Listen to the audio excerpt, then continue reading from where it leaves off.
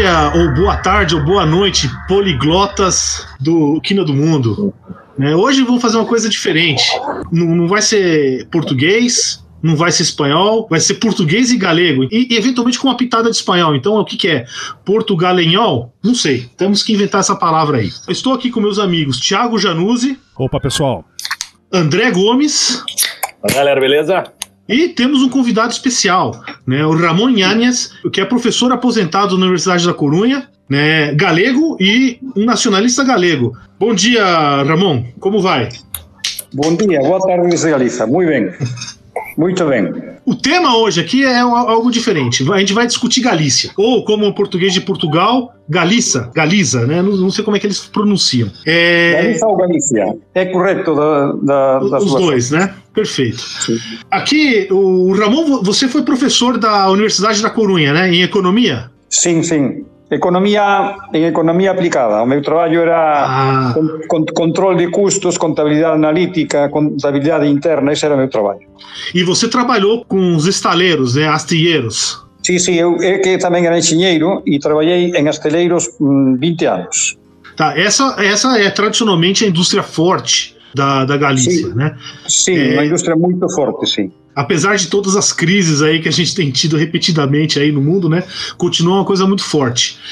A gente não pode falar da Galícia, sem falar um pouquinho da geografia, tá? A Galícia é aquela parte em cima de Portugal, lá na Espanha. Sim, essa Galícia agora tem 30.000 quilómetros quadrados. É um país pequeno, mas se olha o mapa da Península Ibérica, vese unha cousa que non parece un contrasentido, e é que se miras a Portugal vai por toda a costa do Atlántico, pero interrómpese contra España na Galiza, que é unha esquina.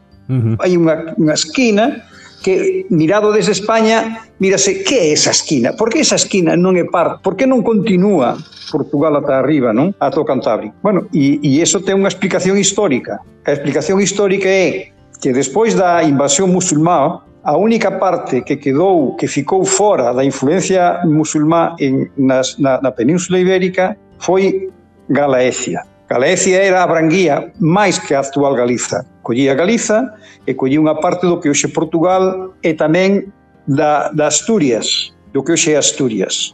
Iso era Galaécia. Aí os musulmáns apenas estiveron. Entonces, esa parte de Galicia, da Península Ibérica, continuou coas estruturas patrimoniais de poder e con unha sociedade que heredara xa do Reino Suevo e do Imperio Romano. Que quedou aí, ficou aí como a única parte de España non conquistada polos musulmáns. Que ocorreu? Que aí se xerou a nosa lingua, ou a lingua galega, que é un romance do latín, e esa lingua galega, despois, e o Reino de Galicia, chega un momento en que se expande pola Península Ibérica a través da meseta e tamén se expande por Portugal. Pero chega un momento en que o Reino de Galiza pártese, porque se crea un condado que se chama o Condado Portucalense. O Condado Portucalense que se crea no 1100 e pico, pois en principio eran señores galegos que foron a facer a aventura portuguesa. Foron a facer a conquista aos musulmáns que había de Porto para baixo. Entonces, unha parte dos galegos embarcáronse en esa aventura. Normalmente, os segundos fillos das familias nobres, os primeiros fillos sumáronse á conquista da Península Ibérica, os casteláns, pero os segundos fillos das familias nobles embarcáronse na aventura portuguesa, a crear un reino de novo que foi o Condado Portucalense. E ese Condado Portucalense, claro, naceu coa lingua que había na antigua Galiza. Pero é que tamén o español naceu de Galicia, porque o que acontece con Galicia, por eso fica tan borrada na historia, e queren borrala tanto os españois como os portugueses, é que eles reivindican que España naceu despois de existencia de Galiza e que non tuvo nada que ver con ela. Os portugueses tamén dicen que Portugal naceu como por xeneración espontánea, que non tuvo nada que ver Galiza, cando o primeiro reino portugués era irmão do rei galego. Pero por eso se quere tanto ignorar na historia a existencia de Galicia e da Galicia medieval. Queres ignorar porque todos os estados reclámanse como que eles foron creados desde o primeiro momento. E eso de que veñen derívanse ou de unha existencia política anterior non lles gusta nada. E iso é o que aconteceu. Entonces, aí empeza, por eso é un contrasentido, que miras o mapa da Península Ibérica e está todo Portugal e arriba nun cadradiño, nunha esquina, en esa esquina aí está Galiza. E dice, por qué? Porque, a ver, unha parte de Galiza está no que hoxe é Portugal e outra parte de Galiza está no que hoxe é Espanha. Essa é a situação. E só para ilustrar, a Galícia tem mais ou menos o tamanho de Alagoas aqui no Brasil, né? Um pouquinho maior que Alagoas, só para a gente ter uma base de comparação. Qual que é a população da Galícia hoje? A população da Galícia era 3 milhões de habitantes há 20 anos e é agora 2.700.000. Estamos perdendo uma média de 15 a 18.000 habitantes por ano. Isso é baixa taxa de natalidade ou emigração? As duas coisas. Há um problema. Baixa taxa de natalidade e emigração. E a emigração dá-se em xente nova. Entonces, Galicia ten unha poboación moi avellentada. Ese é o problema. A pirámide de poboación de Galicia é... Un día mostrolles o último mapa de poboación. Galicia ten unha base moi pequena, poboacional, e despois ten unha base poboacional que se expande a partir dos 35-40 anos hasta os 70 anos. Porque somos moita xente maior, moita xente xa maior, e moi pouca xente nova. E a xente nova vese forzada a emigrar porque aqui hai poucas oportunidades de emprego agora mesmo. Você sabe que eu estive pensando nesse assunto, né? Com essa história da pandemia, a gente tendo que trabalhar de maneira remota, será que isso não vai dar mais oportunidade para crescimento econômico, né? Nos lugares mais afastados? É possível no futuro, é possível. Se pode traballar remoto, hai xente que traballa. Eu tiño unha filla que traballa remoto algún día, non sempre, pero algún día traballa remoto. En España, por lo menos na Galiza, aínda é moi lento o proceso do traballo remoto, pero bueno, eu penso que estamos comezando ese proceso, non? E que iremos a iso, claro. Lógico. O traballo remoto en actividades de outros servizos, pero claro, o trabalho remoto na indústria non é posible, non? A Galícia, assim, eu tô falando como um paulista, ela é bem diferente do que o pessoal conhece pela Espanha, né? Que o pessoal conhece pela Espanha é a região mais mediterrânea. Então, assim, para mim, eu imagino que o pessoal do Nordeste, por exemplo, que é uma região do semiárido por ali, eles devem se sentir em casa, né? Na Andalucia, Mediterrâneo.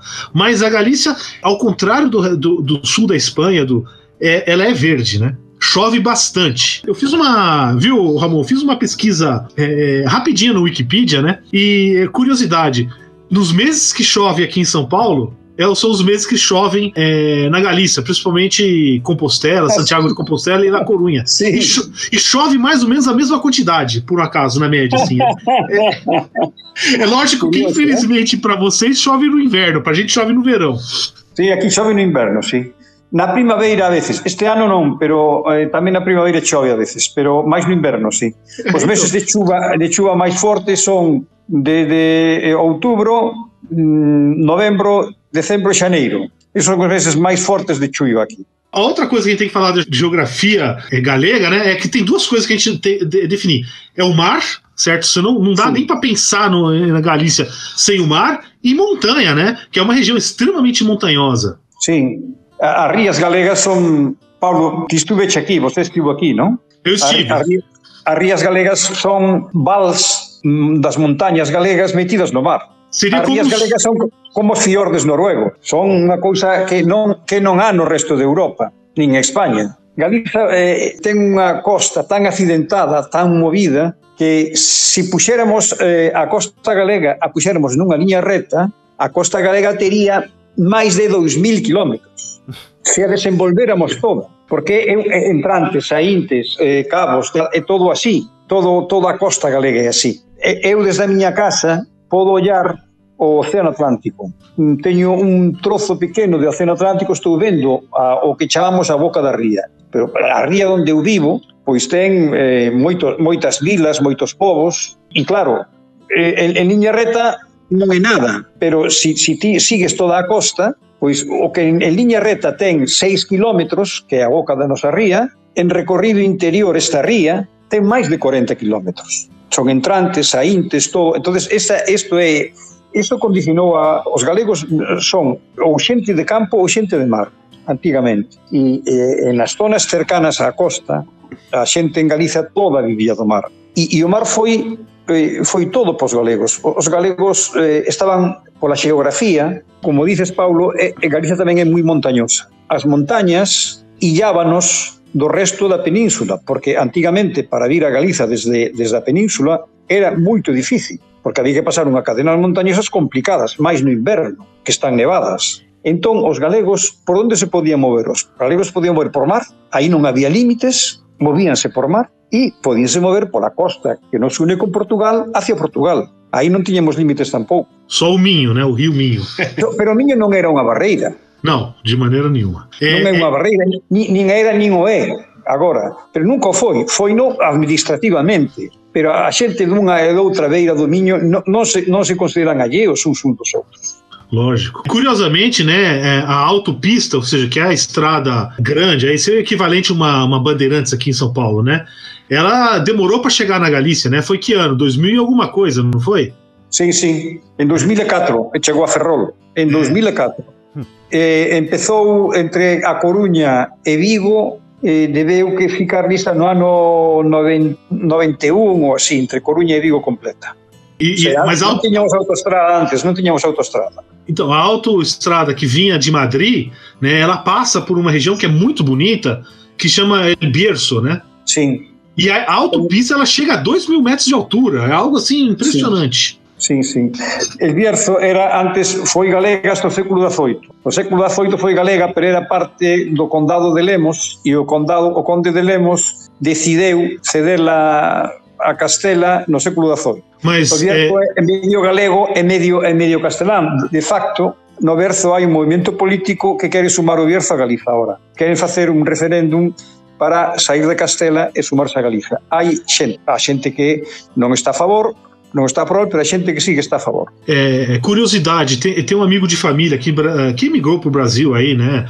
E ele é do Bierzo. E lá eles falavam galego. Claro, no Bierzo falam galego, sim. Falam galego no Bierzo e falam galego em 8 concellos asturianos que lindan co río Eo. Falan galego.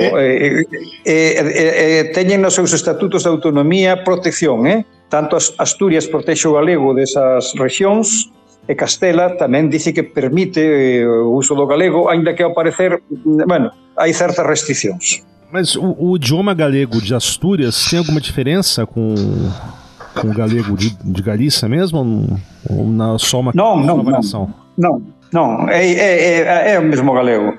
Da parte ocidental de Astúrias, Porque hai tamén hai asturiano, que é unha lingua minoritaria, local, pero que non ten expresión literaria, apenas que a lingua galega hai editoriales en galego e en galego publicase moito, escrevese moito. Outra cosa é a transmisión que agora mesmo temos nas crianzas, que ese é un dos problemas graves que temos en Galicia. As crianzas non teñen produtos en galego. As crianzas hoxe ven moita televisión, nos medios non hai produción en galego. A produción en galego é de baixa cualidade. Entonces as crianzas ven moitos videos, moito YouTube en castelán. Hai dificultades para acceder a ese tipo de produtos en galego. E os nenos están perdendo porque os meus netos na miña casa son galegofalantes, aquí somos galegofalantes. Mas cando van á escola entran en contacto con outros nenos e ao final perden a lingua. Non aprende de todo, pero estáse perdendo. Temos un problema gravísimo agora de transmisión do galego ás crianças. Isso é um problema sério, né? Porque eu acho que talvez a maior expressão de uma cultura é a sua língua, né? Uhum. Sim. A língua expressa... A língua non son só palabras, de un amigo meu. A língua son sentimentos. Na língua expresan os sentimentos. Eu, cando falo galego, teño a capacidade de expresión de sentimentos que non teño cando falo castelán. Falo castelán, pero para mí é un acto mecánico. Non é o meu... Non recolle a miña forma de ser. É normal. En Galicia, para expresar a chuva, temos máis de 100 expresións diferentes. Hai 100 formas distintas de nomear a chuva. E os galegos são os esquimós da chuva, é isso? Claro, um amigo meu... Tem 100 palavras para falar neve, né? Un conocido meu inglés dice que está enamorado de Galicia y dice que, claro, dice, ¿cómo en Galicia tedes 100 palabras para determinar chuvia? En inglés solo se dice rain, punto. No hai máis. Pois en Galicia hai máis de 100 palabras diferentes para designar a chuva. Que si é unha chuva que vende un vento, vende outro, que si é forte, que si é unha chuvia débil, que si é... Hai mil historias, mil formas, o sea, moitas formas distintas. Eso non se pode traducir ao castelán. Uma pergunta, Ramon. A gente tem aqui em São Paulo, era algo que hoje não existe mais, mas São Paulo era conhecida por uma chuva bem fininha que a gente chama de garoa. Essa palavra existe em galego? Non, eu aquí non a teño. Aquí esa chuva fina chama-se orvallo, poeira. Hai moitas, xa se queredes envío-vos as distintas formas de como se dice chuva em galego. Legal. Bom, a gente acho que aqui tá dando para ver, né, que a gente consegue conversar muito bem, né? Sim. Dá para entender, dá para entender muito bem, né? Vocês entendem bem? Sim. Muito bem. Perfeito, né? Sim, eu acho que não tem problema nenhum. Foi um político intelectual nacionalista galego, né? O Daniel Castelao, né? Ele que depois, quando acabou a Guerra Civil, ele migrou, ele teve que fugir para a Argentina, tá? Sim. Ele acabou morrendo isso logo depois, né? Ficou com saudade da Galícia e morreu. E ele dizia o seguinte, que ele vinha para o Brasil algumas vezes e não tinha dificuldade nenhuma em conversar com as pessoas, né? E aí eu achei uma coisa muito curiosa. Ele considerava o português como um dialeto galego. Sim, bueno... Tá? Derivado do galego. Então aí, só completar a piada, né? Porque a gente não pode fazer isso. O Brasil pode ser considerado como uma parte da Grande Galícia. Sim, bueno. Sim, espiritualmente así é. Vamos a ver que fago unha pequena reseña histórica. Despois da Idade Media, a Raíña Católica, unha tal Isabel, tuvo que combatir pola corona con unha súa curmán, que era Juana la Beltraneja. A gran parte dos nobles galegos que optaron por Castela, que non optaron por Portugal, apoyaron en esa disputa a Juana en contra de Isabel. Cando Isabel gañou a coroa, ela e o seu marido Fernando marcaronse como obxectivo borrar a influencia galega da Península Ibérica. Ata tal punto chegaron que a representación de Galiza nas Cortes de Castela non era de ninguna das partes de Galiza, sino que toda Galiza estaba representada pola provincia de Zamora. Zamora, a cidade de Zamora, que é a cidade castelán, esa era a que representaba toda Galicia. E quitaron hasta a representación das Cortes de Galicia. Pero Galicia estuvo condenada ao ostracismo polos reis de Austrias e polos Borbós. Cando no século XVIII, no rexurdimento galego, empezou o rexurdimento galego, pois pasaríamos o que chamamos nosa época escura, a época negra, porque ni se permitía escribir en galego, o galego conservouse nas casas labregas e mariñeiras, pero os señores nobiliarios ninguén falaba galego, os señores nobles non falaban galego, e ese rexurdimento que inicia o marido de Rosalía de Castro, Manuel Murguía, o historiador Manuel Murguía, Benito Biceto, que son os que recuperan a existencia do Reino de Galicia, o noso pasado, diferenciado do resto de España. Bueno, todo ese rexurdimento do século XVIII e século XIX, a primeiros do século XX concretouse no nacemento do que se chamaban as Irmandades da Fala. As Irmandades da Fala foi un medio de darlle prestixio de novo a unha lingua que fora unha lingua considerada lingua, non sei como se dice en portugués, lingua de paletos, de pailáns, de aldeanos, de xente sin condición cultural ninguna. Os intelectuais do rexurdimento crean as Irmandades da Fala e eran lugares nos que se volveu a recuperar a historia de Galicia, nas que só se falaban galego, nos que os membros considerabanse irmáns non só en materia cultural, eran irmáns no sentido de que se unha persona tiña un problema de diñeiro, os irmáns lle prestaban diñeiro, habían as irmandades. Esas irmandades, que empezaron no ano 1916, estendéronse moi rápido por Galicia. E a figura política das irmandades foi Daniel Castelao. Pero Castelao foi quen recolleu toda esa corriente do rexurdimento. E Castelao era unha persona conservadora, que non era un home de esquerdas, pero comprendeu que en España a única forma de conseguir que Galicia tuvera outra vez, representatividade política era a través de unha configuración federal do Estado español. E non había ningún partido conservador que defendera a articulación federal do Estado español. Os partidos conservadores españois defenden un Estado unitario. Ainda agora temos ese problema. Por o que está ocorrendo con Cataluña é derivado disso. Entón, que ocorre? Que Castelao, que era unha persona que en principio era unha persona moderada, derivou hacia unha posición máis de esquerda e aceriu o Partido Galeguista, no que ele estaba, a Fronte Popular na República. A Fronte Popular era o bloque de forzas progresistas de esquerda e tiña enfrente en España a unha cousa que se chamaba a CEDA, Confederación Española de Derechas Autónomas. Entón, había dous grandes blocos na República. A xente de esquerdas, a republicana, eran a Fronte Popular e a xente de dereitas era a CEDA. Bueno, pois o Partido Galeguista extindiuse. Unha parte mínima, moi pequena, foi para a CEDA e a inmensa maioría foi con Castelao para a Fronte Popular. E defenderon Galicia dentro da Fronte Popular. Claro, cando hai o alzamento do 36, Castelao non o matan porque estaba ese día en Madrid. Viñen de presentar o Estatuto de Autonomía de Galicia, que se presentara o día anterior nas Cortes en Madrid. E foi cando estallou Entonces, Castelao tuvo a sorte, entre comiñas, de que estaba en Madrid. Se non estivera en Madrid, Castelao sería fusilado. Só parênteses aqui, né? Para o pessoal que não conhece, o parlamento lá na Espanha, eles chamam de Cortes. Sim, acho que é mais uma tralha histórica da monarquia, né? Sim. Tá.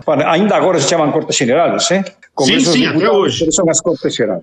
Depois, isso é uma das minhas recomendações, vai estar ligado diretamente a esse período aí. Então, mas aí eu falo quando estiver no final, aí, nas recomendações. Agora, quando você começa a ler as coisas em galego, né? Primeira coisa que você vai ver é o seguinte: o galego gosta de X.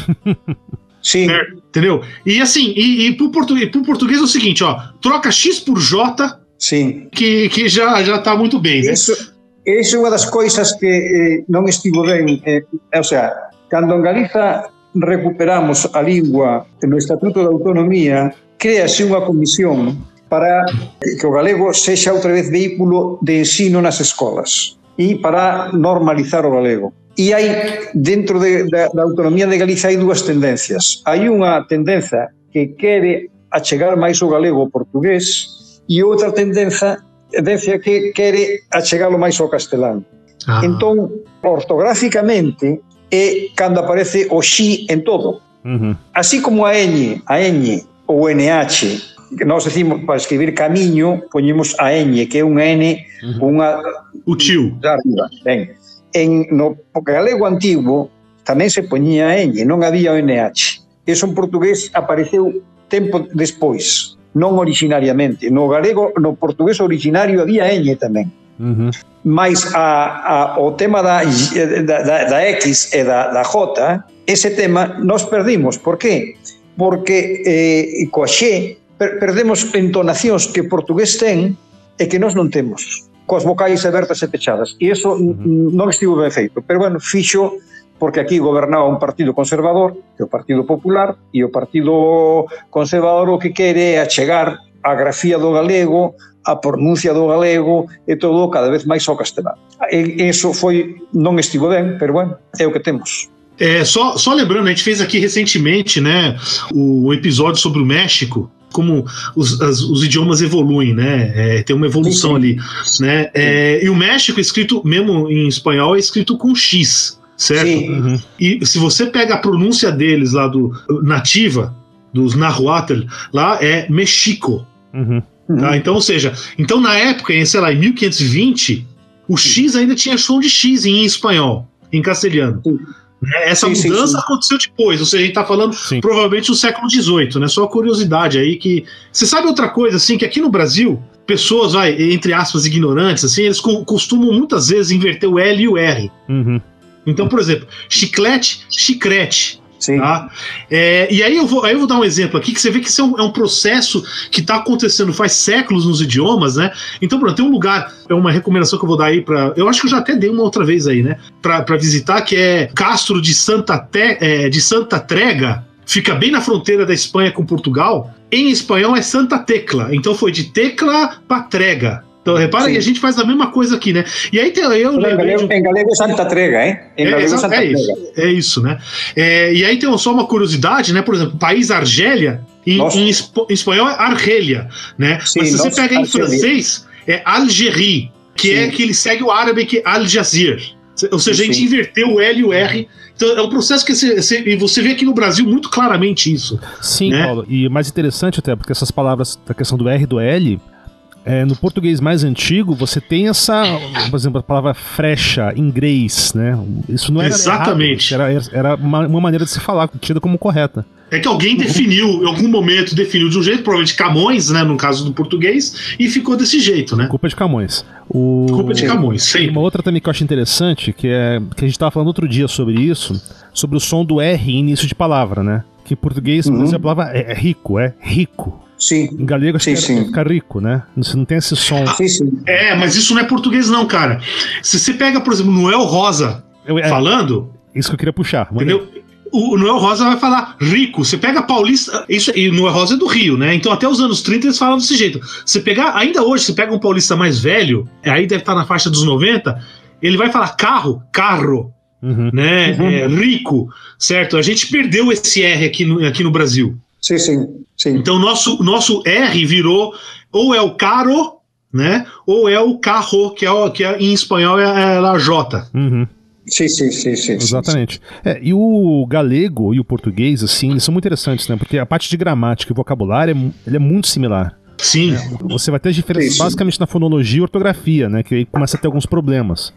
Mas a estrutura gramatical, até eu vou colocar depois um vídeo no link que explica bem a diferença dos idiomas, é quase idêntica. Sim. A forma de construir as duas línguas é a mesma, porque são originariamente a mesma. E esse livro de Fernando Venancio, que levantou em Portugal muito escândalo, porque Fernando Venancio é um grande linguista português, um dos mais acreditados linguistas portugueses. E escribiu um livro que veio apresentar a Galicia no norte de Portugal há um ano. E, bueno, pues Fernando Venancio, a tese dele é que o galego, o sea, o portugués originario, o galego originario son a mesma língua. E, claro, e que o portugués procede do galego. Eso, no nacionalismo portugués, foi unha afronta terrible. Pero él demostra ese libro, o libro de Fernando Venancio, demostra claramente iso, sin ningún xénero de dúbidas. Demostra iso. Pero ao nacionalismo portugués queren recalcar que o portugués naceu en Portugal. Non naceu en Portugal. Naceu na nación antigua que chamaba Galiza, da que unha parte de Portugal era desa Galiza e unha parte non o é. Pero é así. O sea, temos un pasado histórico común. Un pasado de moitos miles de anos común xuntos. Mas non houve diferencias nunca entre nós e a xente do Porto. Nunca. Mas o que se falava? O que se falava, por exemplo, no sul de Portugal? Originariamente se falava o árabe. Mas nem toda a população falava árabe. Não, mas o Paulo, ali a região da Península Ibérica, até antes dos romanos, era de população celta, se não me engano. Bueno, a población celta estaba na parte noroeste, estaba na parte do norte de Portugal, e o oeste de España con máis influencia na Galiza. O sea, moita máis influencia na Galiza, e despois hai influencia tamén en Castela, pero menos, pero a influencia máis... Hai estudios históricos agora, porque houve unha grande disputa sobre o tema dos celtas. En Galicia houve disputas entre historiadores sobre a presencia e importancia de presencia celta en Galicia, se é unha presencia inventada polos historiadores galegos que querían diferenciarse do resto de España, senón, bueno, hoxe está demostrado, acreditado, eu teño estudos que podo enviarvos, que mesmo a nivel lingüístico en Galicia ten moitas palabras celtas. No galego hai moitísimas palabras celtas. E moitos nomes de lugares son celtas e as nosas costumes son celtas. Não, mas tem mais, eu acho. O hino da Galícia, desculpa interromper, chama Os Pinos, né? É um poema do século XIX aí, e ele faz referência constante a Breogán. Tá certo? E recentemente... Hai un libro irlandés moi importante que é o libro das invasións, que está publicado en gaélico, que fala de Breogán, e fala dos viaxes dos galegos a Irlanda. entón dos galego-portugueses, porque non había diferencia en aquel momento. Cando falamos de galegos de aquí e de galegos do Porto, de Praga, éramos os mesmos, éramos galegos todos, daquele éramos todos galegos. Aí está acreditado e demostrado que parte desos galegos, máis os que estábamos no noroeste da Península Ibérica, que teníamos máis cerca a Portugal, emigraron a Irlanda e a Inglaterra. Fixeron estudos de ADN. Genéticos, né? DNA. Sí, se ten demostrado que o movimento dos celtas, antes pensabase que viñeran de Inglaterra e Irlanda para Galiza, e agora está demostrado que foi ao revés, que os celtas foron de Galicia e do norte de Portugal para a Bretaña francesa, para Irlanda, para Escocia, para País de Gales. Foi unha emigración desde o sur ao norte, non do norte ao sur. Iso está acreditado por estudos do ADN agora. Entonces, e confirmado pela mitologia celta, né? Claro, por qué? Porque, como decíamos antes, Galicia antes, as montañas illábanos do resto da península. Entonces, os galegos eran xente mariñeira xa, antes da chegada dos romanos aquí. E entonces a xente, en boas condicións de mar, en barcos que eran barcos feitos con peles de animais e que a armazón era madeira, podían ir en 5 días de bon tempo, estaban en Irlanda. En 5 días de bon tempo, leva-te o vento, estás en Irlanda. Isso me lembrou uma coisa, Ramon. A gente sabe que uma das fontes para estanho, né? Estanho era muito importante para fazer bronze, né? Sim, sim.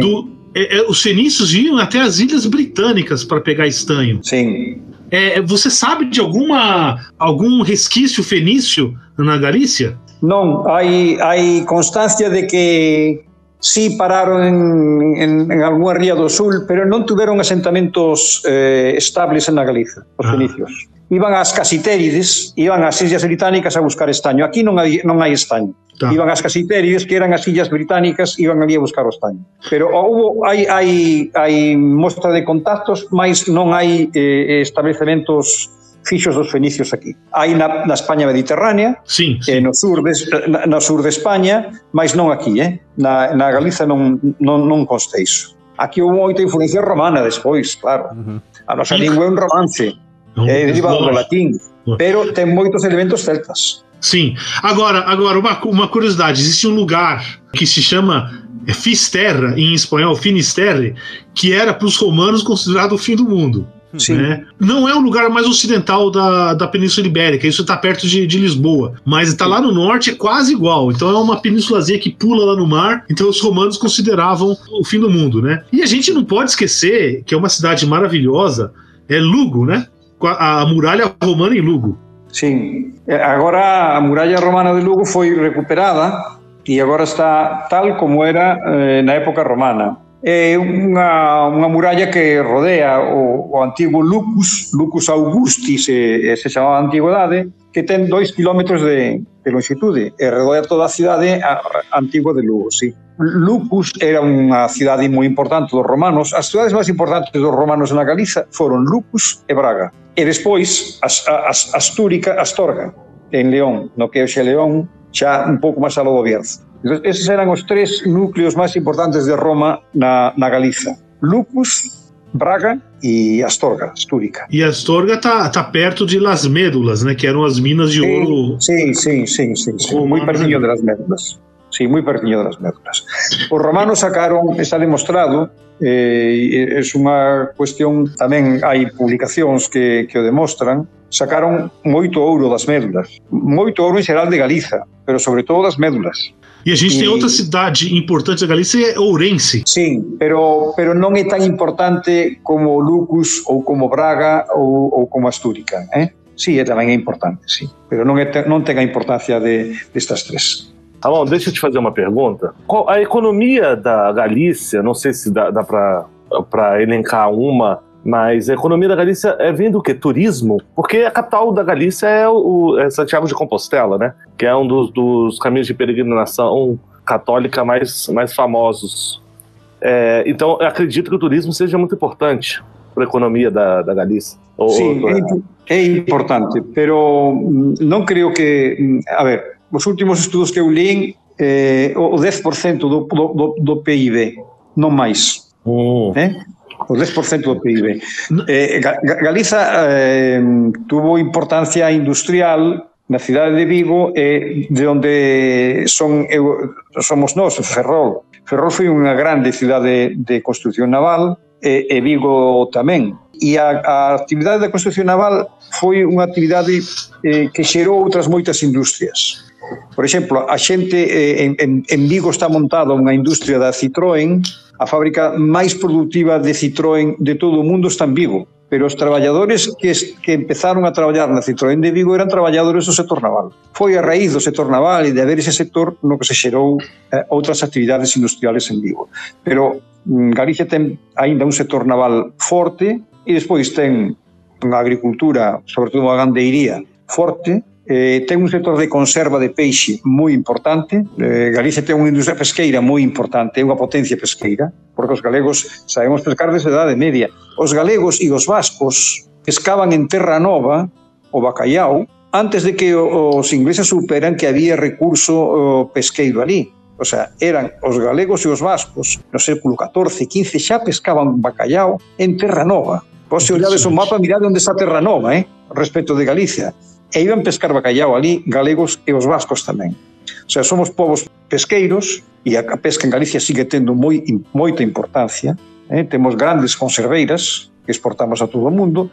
Despois, en Galicia, agora ten importancia o textil, porque o grupo Inditex está aquí na Galiza. Todo o imperio de Inditex, as tendas de Inditex, non sei, en Brasil, Zara, non sei se está... Sim. Está, Zara está aquí. Pull&Bear, Massimo Dutti, non sei, esas marcas son todas galegas, porque pertenecen a un grupo moi importante, un grupo Inditex, que é un grupo que ten moita importancia na provincia da Coruña agora, na cidade da Coruña.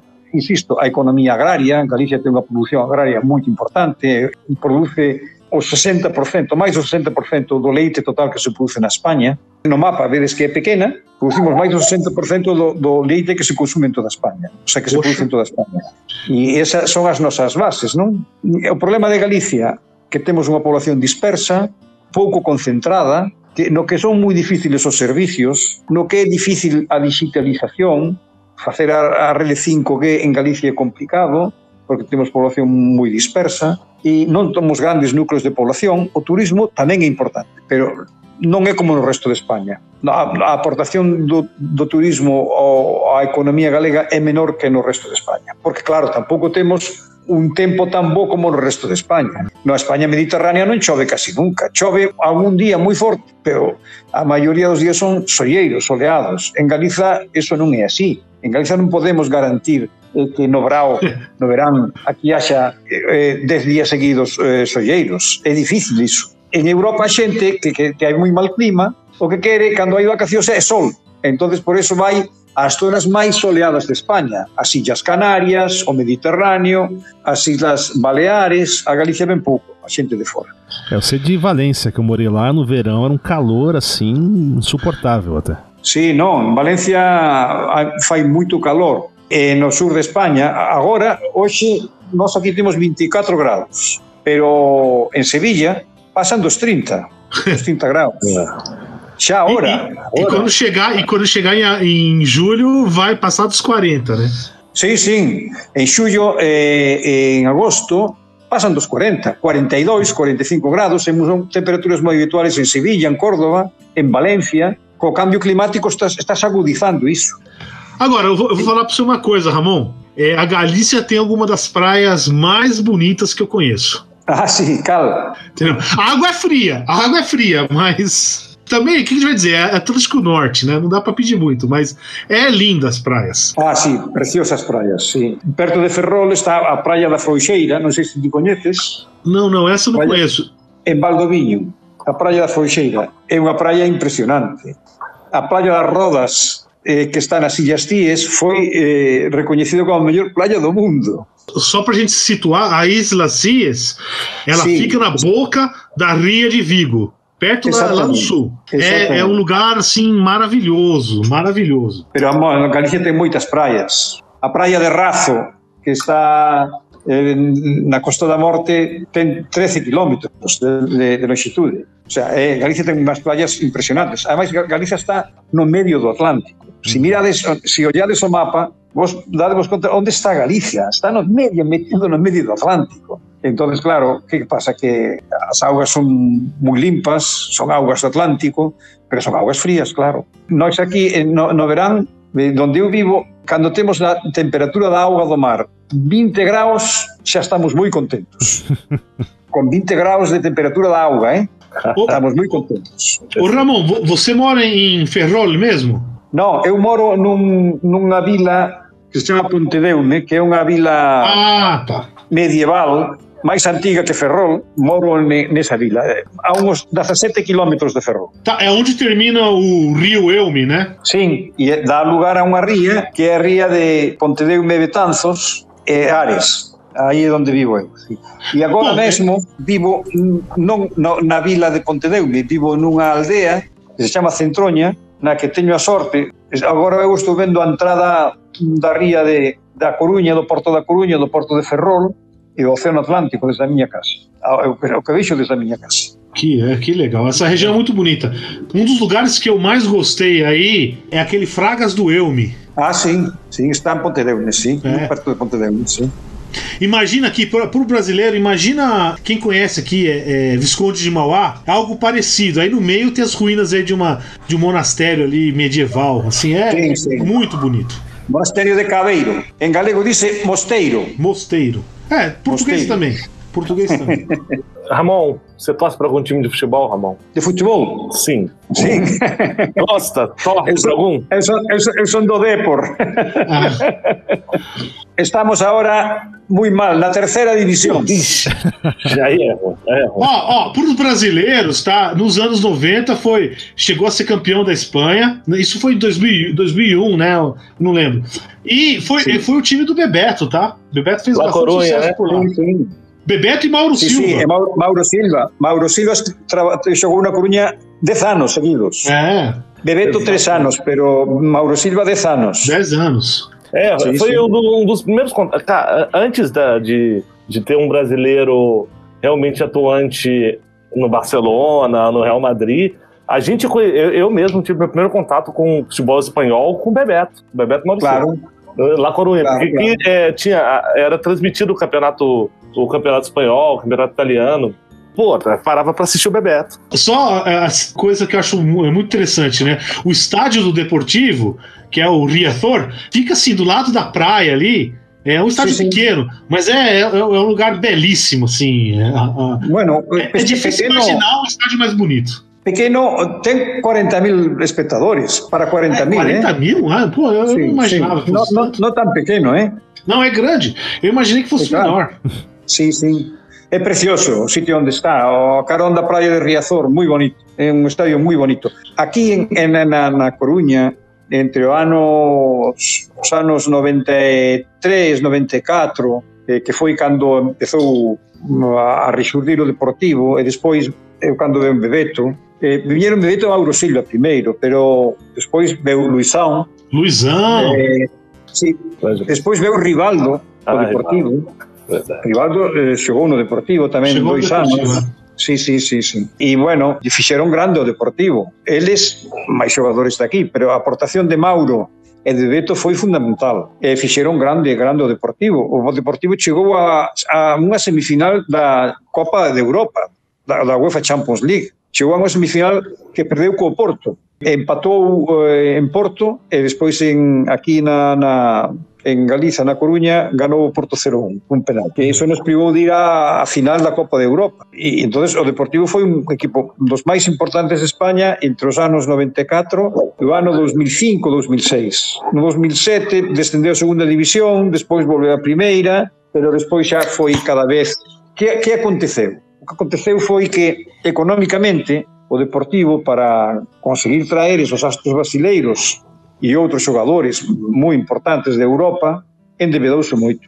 Entón, que ocorreu? Ocorreu que ese endebedamento soportaba cando tiña ingresos porque estaba na Champions League e lle pagaban cantidades importantes de diñeiro. Pero que pasou? Cando o Deportivo baixou a segunda, atopouse con débedas que non podía enfrontar os ingresos que tiña un equipo da segunda división. ou cando empezou a perder protagonismo na Europa. Era un equipo da primeira, pero dos malos, da primeira española, non tiña ingresos, entón o Deportivo, esa débeda na que incorreu, arrastrou-lo despois, e entón acabou, ahora quen é o dono do Deportivo é un banco. O Deportivo pertenece a un banco galego, se chama a Banca, pois tuvo que mercar o 100% das accións do Deportivo porque tiña moito endebedamento con a Banca e exerceu a súa capacidade para controlar o equipo. E agora está intentando a ver se o sanea deportivamente para vendelo. Pero agora o Deportivo está en terceira división. Putz. Que mal. Eu entendo bem isso. O seu time também, né, o Januzzi? O meu está ali na Mas, capa, mas isso é uma lição, porque o que aconteceu na Espanha está acontecendo no Brasil, que é o seguinte, alguns times no campeonato ganham mais dinheiro, então que na Espanha é Real Madrid e Barcelona, certo? E o resto que se vira, né? E aqui no Brasil está acontecendo a mesma coisa, a televisão paga mais dinheiro dependendo do time. É lógico, pro time que está lá é bom, né? Flamengo, Corinthians, não sei o que, mas pro resto, pro campeonato é péssimo. Sim. E a gente está vendo aqui na Espanha, bom, agora ganhou o Atlético de Madrid a semana passada, isso que eu ia perguntar. mas Real Madrid, mas hoje em dia é só Real Madrid e Barcelona e Real Madrid, o que é uma coisa péssima, né? Pro campeonato, né? Eso empobrece os campeonatos. En España acontece iso porque o 80% dos ingresos por televisión levan Madrid, Barcelona e Atlético de Madrid, pero o Madrid e o Barcelona levan cada un, me parece que o 20% do total, cada un 20 e outro 20. O Atlético de Madrid me parece que leva un 10 e todos os demais levan o resto. Eso non pode ser. E a sacanagem é que o Real Madrid e Barcelona, e aqui no Brasil Corinthians e Flamengo, não sei o quê, e eu sou corintiano, hein, tá, já tô falando, eles têm outras maneiras de arrecadar dinheiro, né? Claro, então, porque tem com merchandising, vendendo camisetas, non sei que, pero claro, eso os equipos pequenos teñen moita menos capacidade, claro. Pero claro, o que fixo o malo Deportivo foi endebedarse en exceso. E cando unha empresa se endebeda moito, despois ten que... Ô Ramon, sabe que tem um time de futebol aqui no Brasil, agora ele tá lá embaixo, já faz uns 50 anos que tá bem embaixo. Foi o primeiro tricampeão baiano, se chama Galícia Esporte Clube. Ah, sim. Claro, será... foi formado por galegos na Bahia, né? Claro, um time bem tradicional na Bahia, né? Mas tá aí, ó. As cores deles é a cor da bandeira lá, tem a faixa azul e branco, né? As cores da bandeira galega, tudo. O símbolo tem aquela cruz de Santiago, não sei qual que é o nome lá, Então, assim, só algumas curiosidades aí futebolísticas. Interessante essa. Uma pergunta, na Galícia, você tem alguma bebida oficial, assim, uma bebida que seja preferida dos galegos? Quando a gente pensa na grande Espanha, né, seria um vinho basicamente espanhol, né? Mas na Galícia tem alguma coisa mais específica, mais local? Sim, vamos ver. En Galiza hai anos tiñase perdido a importancia do viño, pero agora recuperouse porque recuperaronse cepas moito antigas que están aquí desde o tempo dos romanos. Entón agora empezamos a ter bo viño tamén na Galiza. En Galiza o que bebe moita xente é cervexa. A nosa cervexa Estrella de Galicia é unha cerveza que hoxe véndese en toda España e en moitos países de Europa. Exportamos cervexa a moitos países europeus. Viu, Ramon? Tem Estrela da Galícia no Brasil também. Sim. Creo que tem agora a planta em Brasil. Mas lamento dizer, não é, a espanhola é bem melhor, viu? Com certeza. A xente nova, os rapaces novos en Galiza beben moito máis cervexa. Viño é máis da xente máis maior. Entonces, a cervexa é a bebida máis estendida agora entre a xuventude aquí na Galiza. En Galiza tamén hai do viño facíase o aguardente. En Galiza é moi boa porque os viños galegos non son fortes en gradación alcohólica, pero fan un aguardente moi bon. Entón, en Galicia tamén temos o costume de tomar aguardente e nas festas tomamos aguardente queimado, a queimada galega, que non sei se sabedes en que consiste. Queimamos aguardente. Sí, queimamos aguardente e entón ese aguardente con azúcar e con café é unha bebida doce, pero con alcohol. E entón rematamos as festas moitas veces con esas queimadas de aguardente. Chámase a queimada. A queimada é unha cousa moi estendida. Ramon, esse aguardente é o orujo, né? O orujo, sim. Que aqui no Brasil é conhecido como bagaceira. E no Brasil e Portugal, claro, né? Sim. Bagaceira. Claro. Sim. Bagaceira, sim. Ramon, você já veio ao Brasil? Não estive nunca no Brasil. E tenho um pouco de pena, hein? A família da minha mulher tem familiares em São Paulo. Ah, que legal, hein? Sim, tem gente que... Eu detetei uma professora de uma escola de arquitetura de São Paulo. A minha mulher apelida-se Chamosa. E então eu anduve à procura pelas redes e atopei Chamosas. Efectivamente, puxei-me em contato, liguei com essa pessoa. Era uma professora da escola de arquitetura de uma universidade aí de São Paulo, e era chamosa e era da família da minha mulher, sim. Ou seja, e sei que tem família ali, mas não fomos nunca ao Brasil. Entendi. Por trabalho, sim, fui a outros sítios de Iberoamérica por trabalho, mas ao Brasil não me coincidiu. Não vem agora não, tá, Ramon? Se você não vem não. É melhor não. Vai vir aqui para ficar doente. Ramon, que notícias sobre o Brasil chegam aí? Agora chegam as notícias da pandemia, o câmbio político, claro. Para as pessoas progressistas, Brasil é o trumpismo reencarnado, não? Exatamente. Piorado, né? Nós queremos que é o trumpismo fora dos Estados Unidos. É um trumpismo um pouco mais surreal, né? Digamos assim, mas tudo bem. É um trumpismo mais louco, né? É um populismo de direita que também existe na Espanha, hein? Também existe na Espanha isso. Na Comunidade de Madrid, vem de ganhar as eleições uma presidenta, Isabel Díaz Ayuso, que faz trumpismo puro e duro. Agora, por exemplo, com as medidas sanitárias, nós aqui na Galicia observamos uma coisa. Não tínhamos apenas presencia da pandemia, pero cando houve liberdade de movimento en España, na Galicia hai moita xente que ven de Madrid a pasar as vacacións aquí na Galiza. Foi abrir a man para que puidera moverse a xente de Madrid e estenderon a pandemia por toda España, en particularmente por Galicia. Non tiña prácticamente nada de pandemia e unha vez que abriron. E é por qué? Porque en Madrid se permiten reunións de personas interiores, en exteriores, se permiten festas, se permite todo. A xente se contagia. En España, agora mesmo estamos en uns 123, 124 por cada 100.000 habitantes de incidencia. Pero en Galiza non chegamos a 70. E hai comunidades de España, na Comunidade Valenciana, que están en 50, en Extremadura en 50. O problema é Madrid. E por que Madrid? Porque hai un trumpismo, porque ela ganou as eleccións dicindo a xente que tiña que vivir a madrileña. E vivir a madrileña é non respetar as normas, estar a xente na rúa falando sin ninguna protección. Eso é vivir a madrileña, eso é trumpismo. Non sei se acontece no Brasil. Eu conozo familias aquí que son desa ideoloxía que se negan a vacinarse. Não se põem as vacinas. Não, aqui a gente não tem vacina para vacinar, então... aqui não é questão de escolha, não. Essa questão não é uma escolha, né? Se bem que o presidente se recusa a se vacinar, né?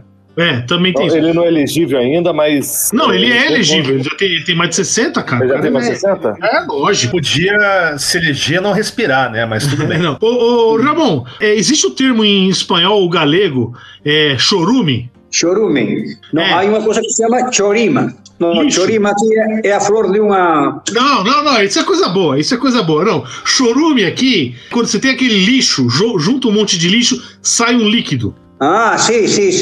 Sim. Eu gosto de chamar o nosso presidente aqui de necrochorume. Entendeu? E eu tô vendo que o necrochorume é uma doença mundial, né? Pero como pudo ganhar as eleições esta pessoa? Como pudo estender-se esse populismo no Brasil? Olha, extremos. Eu acho que a gente chegou a um extremo que a votação desse cara virou protesto e agora tem um monte de arrependido aí. Não, essa é uma boa pergunta. Eu acho o seguinte, a gente tem no Brasil, tem uma questão que... Na Espanha eles inventaram uma coisa aí, né?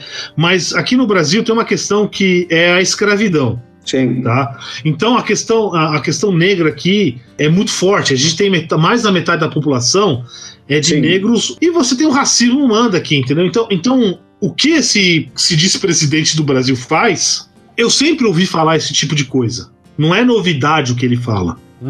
Tá? Depois, há uma coisa que não sei se é certa no Brasil, mas eu imparti aulas na República Dominicana 5 anos. E va a cursos de 15 días. e daba clase nunha universidade privada, pero que era ali en Santo Domingo, tiña prestixio, que era a Pucamaima, Pontifícia Universidade Católica Madre e Maestra. Era unha universidade de prestixio privada que había en Santo Domingo. E o rector, un dos anos que fun, e te preguntei, porque diante do meu hotel había convencións de predicadores os domingos. O que é um predicador?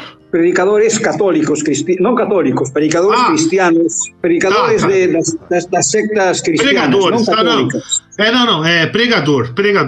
Sí, pregadores. Entón eu lle dicía que se eso era moi importante na República Dominicana, me dixo sí, é tan importante que están gañándolle a baza á Iglesia Católica, porque a Iglesia Católica en Santo Domingo agora é unha iglesia progresista, entre as piñas, entre comillas, pero é progresista. Mesma coisa no Brasil.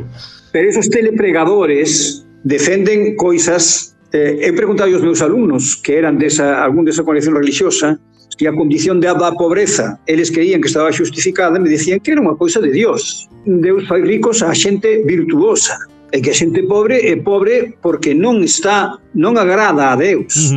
Sim. É a mesma coisa no Brasil. Você sabe qual que é o nome disso aí aqui no Brasil, Ramon? A teologia da prosperidade. Claro, entonces esa teoloxía da prosperidade, eles me decía o reitor, está estendéndose por República Dominicana, pero tamén por toda Iberoamérica, me decía él.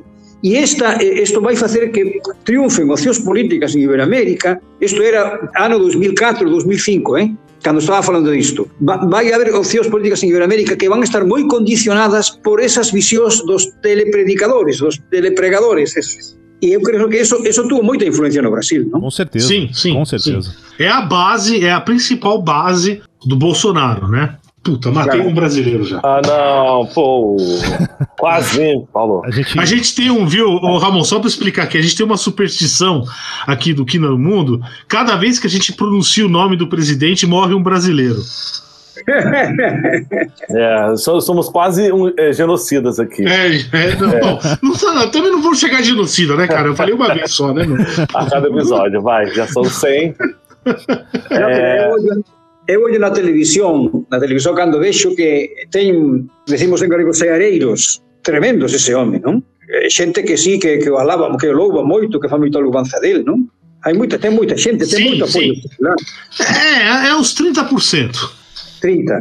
Pero 30 é muito. Mas é com o núcleo... É muito. No núcleo duro ali, que chega a ser uma devoção quase religiosa, né? Porque eu acho que pra você defender essa criatura hoje, você tem que ter algum tipo de falha de caráter ou cognitiva, não sei. Mas o núcleo duro mesmo, acho que chega a uns 20% no máximo, assim. Pero a pandemia tem posto branco sobre negro quem é esse homem. Tem posto isso claro. Não tem. A pandemia tem posto claro a autêntica faciana desse homem. E como a gente não diz isso? Não vê porque eles acham que é uma gripezinha e acham que é uma fraude, entendeu? Eles falam isso. Que a mídia tá exagerando. É tudo aquilo. Quantos mortos aí por dia agora no Brasil? 2.500, 2.000. Por dia? Por dia. E tá aumentando de novo. E isso é uma gripezinha? Tá vendo? Pois é. Mas é negacionismo, Ramon, negacionismo. São pessoas que... Na Espanha temos 46 milhões de habitantes e a mortandade estes dias é de 12 pessoas. 12 pessoas dia agora. Quantos já morreram na Espanha, hein, Ramon? 130.000. Nossa, bastante também. Não, é o que morreu no estado de São Paulo. Espanha tuvo moita incidencia ao principio, mas agora está reconducido, porque estamos vacinados a imensa maioria. Os maiores de 40 anos estamos vacinados todos já, com as duas doses. Viu, Ramon? O estado de São Paulo, aqui no Brasil, tem a população um pouquinho maior do que da Espanha. E a gente tem número de mortos. É bem próximo aí. Sim. Só que aqui continua morrendo, né? 700 por dia, 800 por dia. Aqui parou-se porque as vacinas e as medidas sanitárias conseguiram frenar isso. Há certa incidência, mas agora não é dramática. É obrigatório usar máscara aí? A máscara é obrigatória. Obrigatório, ok. Sim. Mesmo em espaços cerrados, fechados, obrigatória. E no exterior, também obrigatória se não são conviventes. O sea, eu podo estar nunha mesa dun bar coa miña señora Agora mismo é obrigatoria, pero vai deixar de ser obrigatoria se son conviventes. Só para conviventes. Pero a máscara sigue sendo obrigatoria. Sim. Certo. Qual a vacina que você tomou, Ramon? Curiosidade pura. Pfizer. Aqui estão ponendo Pfizer, Moderna, AstraZeneca e Johnson. Viu, o André, meus pais estão agora na Corunha, né, lá em Ferrol, né, na Galícia. Meu pai com Pfizer. Meu pai e minha mãe tomaram Pfizer, as 2 doses já. Sim. Legal. Não, Ramon, você vai ter que me explicar uma coisa. A gente está conversando aqui, poxa, como se a gente estivesse todo mundo falando o mesmo idioma. E tá todo mundo se entendendo, certo? Agora, tem 2 coisas que, assim, o galego de vez em quando me surpreende muito. Existe um nome que é muito comum no Brasil e na Espanha, que a gente chama Jorge, tá? Como? Se escreve Jorge. Jorge, sim. Tá? Sim. Se escreve da mesma maneira na Espanha e no Brasil, em castelhano e em português. Tá? E em galego, aí eu vejo Xurxo, cara, X-U-R-X-O. Que é isso? Xurxo. O que é isso? Que loucura é essa? Acho que é uma expressão da Xuxa, né? É um nome muito lindo, não, Xuxo? Sim, não, mas é que é totalmente diferente. Totalmente diferente, né? Agora, mas tem outra palavra, Paulo, o santo é São Xurxo? São Jorge? Sim, São Xurxo. É quase um trava-língua. Não, é algo assim que me surpreende muito, né? Mas tem uma que me surpreende de certo modo mais. Mãe, em português, mãe. Nai em galego. Nai, N-A-I, cara. Nai em galego. Nai. Entendeu? Pô, você vai na China, é Ma. Entendeu? Você vai no Vietnã, é Ma. E aí vai em galego, é Nai. Pô, Galícia é um lugar único no mundo, hein? Mira, pero Fernando Venancio, en este libro, demostra que no portugués originario era Nai. Aí eu questiono, porque porra, até na China é Ma. Olha, em galego é muito doce dizer uma nai, minha nai. É muito mais doce que minha mãe. Em galego fazemos diminutivos, então decimos minha nai, minha naizinha. Minha mãezinha. Em português também fazemos isso. Naizinha. Minha nai, o português é conhecido por fazer os diminutivos. A gente faz diminutivo para tudo, né? Sim. Em galego também, sim. É que são os diminutivos carinhosos, né? Porque muitos idiomas de diminutivo ele tem esse tom depreciativo, né? Não, em português e no galego é carinhoso. Timinho, timizinho, não é muito timinho carinhoso. Não. Timinho não dá. Timinho não tem mas aí é Timão, né, cara? Não tem isso. Viu, Ramon, o Timão é o apelido do Corinthians. Ramon, agora voltando um pouco pra história, a gente falou muito da Idade Média, falamos um pouco dos romanos, tudo. Você viveu na época do Franco. O Franco. Tá? Exatamente. E assim, pra gente, assim, por exemplo, o Brasil, assim, a homogeneidade linguística do Brasil é algo impressionante. Sim. Então a gente não entende assim, como é que era essa repressão, principalmente cultural e linguística na época do Franco, né? Isso eu tenho muita curiosidade de saber. Porque é algo que pra gente é totalmente alienígena. Estás falando da repressão cultural que fez o Franco na Espanha? Exatamente. E na Galícia em particular. Eu sou de família republicana e vou te contar o que aconteceu na minha família. Há meu tio que era no ano 1936 pequeno empresário da construção, ano 1936, fusilaram-no o mesmo dia do alzamento porque dizia que se levava muito bem com seus obreiros. E o denunciaram outros empresários da construção. Essa turma aí estaria muito bem no Brasil bolsonarista. Eu conto já a minha família. Outro tio, avô meu, que trabalhava com ele, também o fusilaram o dia 18 de julho, o mesmo dia do alzamento nacional. O meu avô materno, que era da família, eso era da família do meu pai, o meu avô materno, que também era republicano, foi condenado a morte. Ao final não se executou porque a sua mulher era de direitas e tinha uma família muito influente e conseguiram que não o mataram. Estuvo 4 anos na cadeia. Na zona pequenininha onde vivimos nós, na zona de Ferrol, entre o mês de julho e o mês de setembro, houve 900 fusilados. Nossa. E isso foi Franco. Franco e o franquismo, o que fizeram? Bueno, hai agora versións da historia que explican o porqué do éxito da guerra alemana no ano 1939. O Blitzkrieg dos alemáns, eso de conquistar moi rápido, avanzar moi rápido, e todas as armas que os alemáns ensaiaron, o sea, todos que utilizaron na Segunda Guerra Mundial, probáronas na Guerra Española. A Guerra Española foi un campo de experimentación do armamento alemán. Franco vendeu aos alemáns, e os alemáns que experimentaron aquí contra o que se dice na historia, experimentaron aquí todo o seu armamento. Eso das racias aéreas, o desfacer unha cidade coa aviación, eso probou a aviación alemana aquí en Guernica, no País Vasco. Todos os tanques de guerra alemáns, todo os cruceiros alemáns, todo se probou aquí. España e a xente de dereitas foron tan sinvergüenzas que contra a xente que eran os seus irmãos puxeron o país en más dos alemáns para que fixeron esa experimentación. Aquí, se non fora polo apoio alemán, Franco non ganaba a guerra. Franco ganou a guerra porque, no fondo, quen ganou a guerra foron os alemáns. E os italianos, né?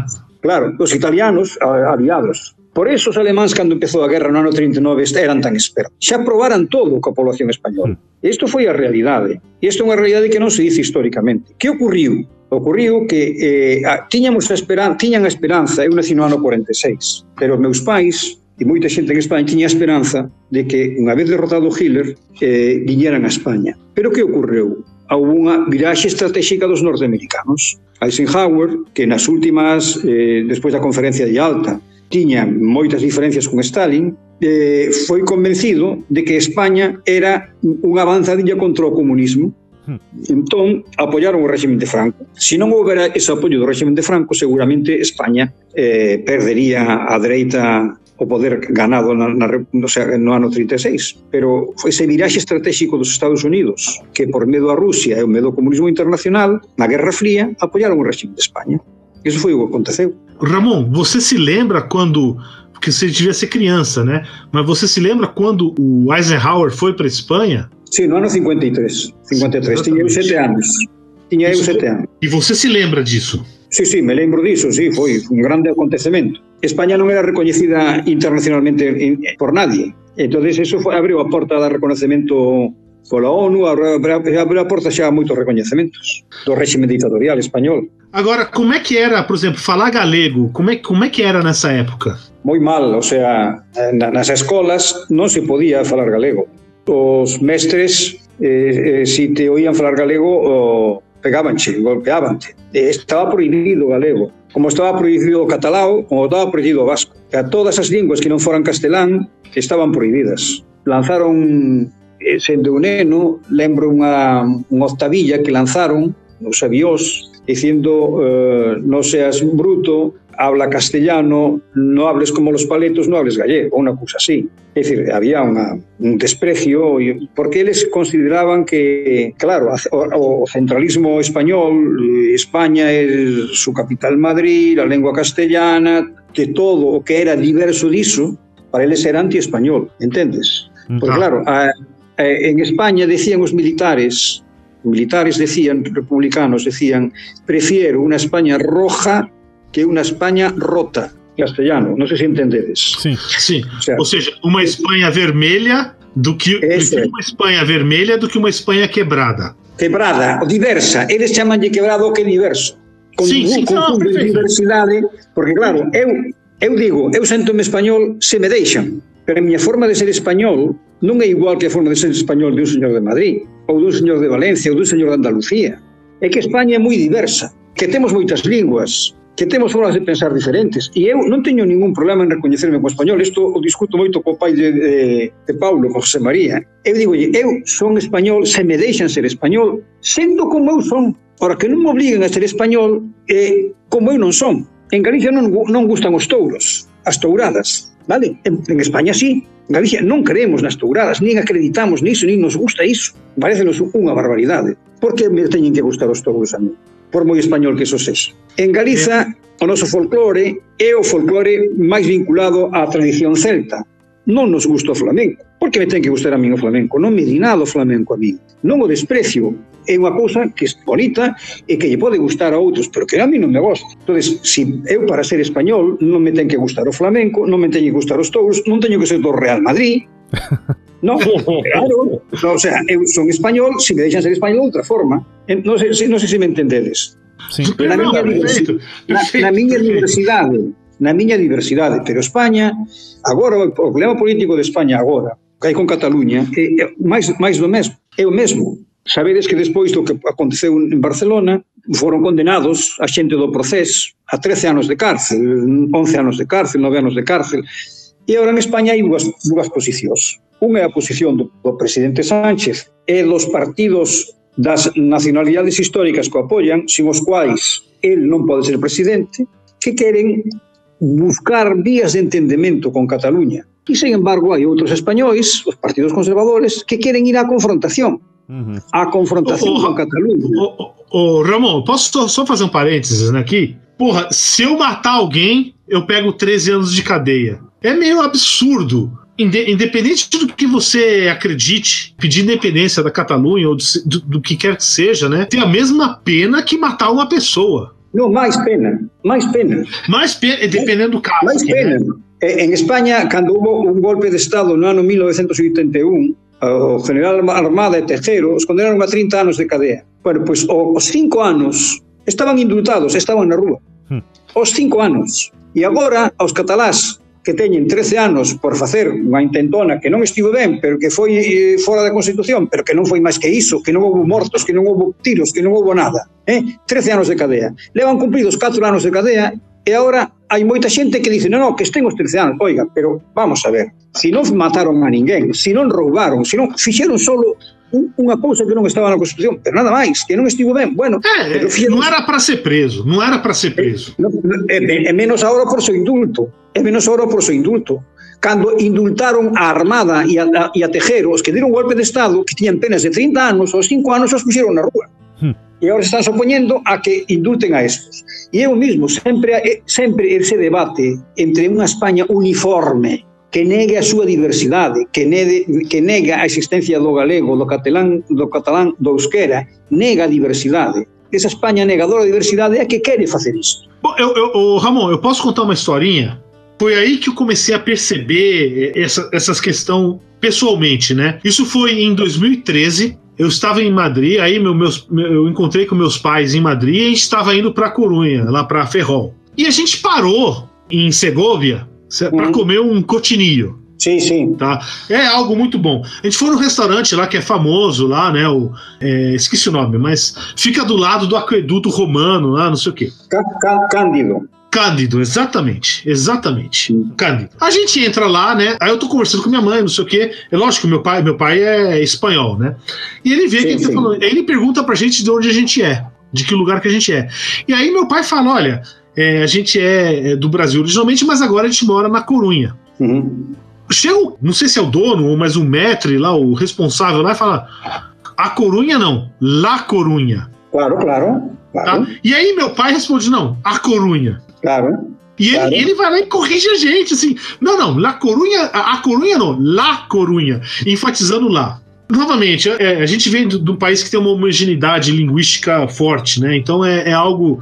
E assim, eu falei, cara, que diferença faz pra ele? Então você vê se é um nacionalismo burro. Claro, nacionalismo espanhol puro, negador da diversidade de Espanha. Esse é o nacionalismo espanhol. Esse que é o problema, né? Eu queria perguntar para você uma coisa que eu andei pensando aí um tempo atrás, aí, assim, por exemplo, uma criança que nasce na Galícia, ela vai ter aulas da escola de galego, né? Sim, recibe em galego parte do ensino. O que chamamos as áreas sociais, a história, a geografia, pero não recibe nada das assignaturas científicas. Entendi. Não, tudo bem. Eu acho que isso é injusto, devia ser tudo em galego mesmo. Paciência, né? Não, mas a moral da história aqui é a seguinte: ela aprende galego e aprende espanhol na escola, né? Sim. Tá? O que você acha da ideia de que em toda a Espanha, todas as crianças têm que aprender o espanhol, o castelhano e uma outra língua hispânica? Não. Que ela escolheria? Não, mas eu penso que se lhe dan esa escolla, moitos escollerían galego, pero non queren.